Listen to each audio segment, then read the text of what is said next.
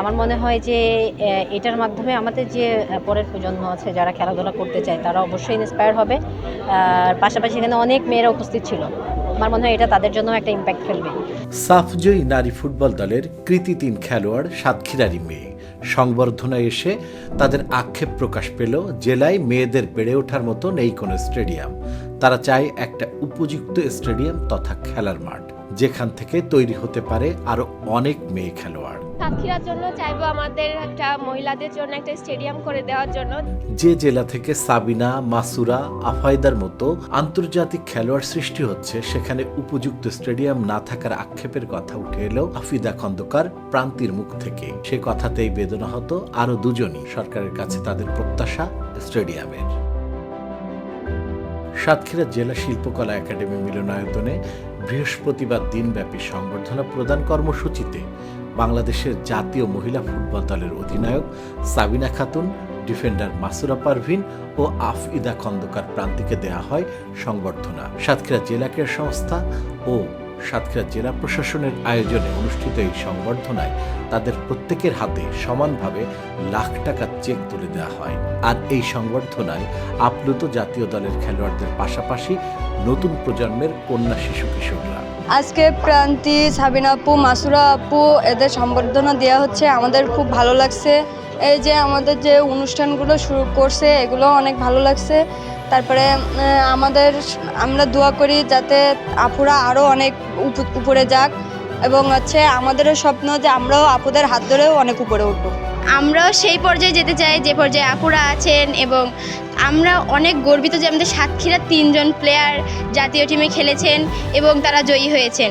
সংবর্ধনায় খেলোয়াড়দের পরিবাররাও অনুপ্রাণিত হয়, গর্বিত হওয়ার কথাও প্রকাশ করেন খেলোয়াড়দের মা, বাবা ও বোনরা। আমরা থেকে ওকে খেলা শিখিয়েছি, যে লেখাপড়ার পাশাপাশি খেলাটা শিখিয়েছি, সেই সফলতা কিন্তু আজকে 8 বছর পরে আমি পেয়েছি। সিনিয়র সাফে সে চ্যাম্পিয়ন হওয়ার গৌরব অর্জন করেছে। আমরা অত্যন্ত গর্বিত। আজকের এই সুন্দর একটি আয়োজনে সাতক্ষীরা শিল্পকলা একাডেমিতে গণসংবর্ধনা দিয়েছেন, তার জন্য আমরা আমাদের পরিবারের পক্ষ থেকে এবং আমাদের খেলোয়াড়দের পক্ষ থেকে আমি আন্তরিকভাবে ধন্যবাদ ও কৃতজ্ঞতা জানাচ্ছি। সাবজয়ী 3 জনকে সংবর্ধনা এবং একটা শোডাউন, একটা অনুষ্ঠান করার জন্য অনেক অনেক ধন্যবাদ তাদেরকে। আর পরিবারের সবাই অনেক খুশি যে পরিবারের একটা মেয়ে সাফ গেমস চ্যাম্পিয়ন হয়ে এসছে। এটা আমাদের গর্ব, আমাদের পরিবারের গর্ব। আর আমি বড় বোন হিসেবে আমি অনেক খুশি যে আমার ছোট বোন অনেক শীর্ষে উঠতে পারছে। আমি অনেক দোয়া করব তার জন্য, সেদিন আরও অনেক বড় হইতে পারে। যে মাটি থেকে নারীদের ক্ষেত্রে ফুটবলার সাবিনা, মাসুরা, আফিদা, দৌড়বিদ দ্রুততম মানবী শিরিনা, ক্রিকেটার মুস্তাফিজ, সৌম্য, শিবলুদের মতো খেলোয়াড় থাকে, সেখানে স্টেডিয়াম, সুইমিং পুল না থাকাও, জিমনেশিয়াম না থাকাকে হতাশাব্যঞ্জক আখ্যা দিয়ে জেলা প্রশাসনের পক্ষ থেকে দ্রুত এগুলো নির্মাণে উদ্যোগ নেয়ার কথা প্রকাশ করেন জেলা প্রশাসক। একটা উর্বর ভূমি আমি মনে করি, কারণ এখানে অসংখ্য জাতীয় এবং আন্তর্জাতিক পর্যায়ের খেলোয়াড় আছেন। এখানে আমাদের পুরুষ এবং মহিলা দুইটাই তারা অগ্রগামী আছে। তো সাতক্ষীরাতে আসলে খেলার তাদেরকে পৃষ্ঠপোষকতা করার জন্য বা তাদেরকে সহযোগিতা করার জন্য যে আসলে ক্ষেত্রগুলি দরকার, যেমন স্টেডিয়াম, ইনডোর গেমসের ব্যবস্থা বা আপনার সুইমিং পুল ইত্যাদি কোনো ব্যবস্থাই নেই। আমি সত্যি এই জন্য কী বলবো, একটু হতাশা ব্যক্ত করছি।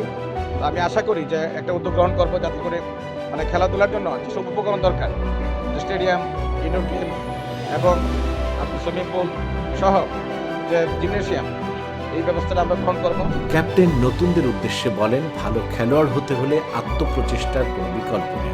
লাল সবুজ গালিচা, ক্রেস্ট প্রদান আর ফুলেল সংবর্ধনার সাথে লাখ টাকা করে উপহার প্রদান শেষে জেলা প্রশাসনের পক্ষ থেকে আসছেন দিনে নতুন সম্ভাবনাময়ী খেলোয়াড়দেরও একই রকম উপহার, তার থেকে বেশি সহায়তার কথা প্রকাশ করা হয়, যাতে এরকম আন্তর্জাতিক মানের খেলোয়াড় সাতক্ষীরা জেলা থেকে আরও বেশি বেশি উঠে আসে।